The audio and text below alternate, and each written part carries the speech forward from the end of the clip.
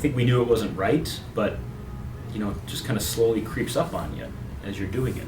You think they're working, or you think they're walking around not doing anything. In reality, is they're waiting for a program to download. So those were some of the issues I guess I didn't know we had. That was painful.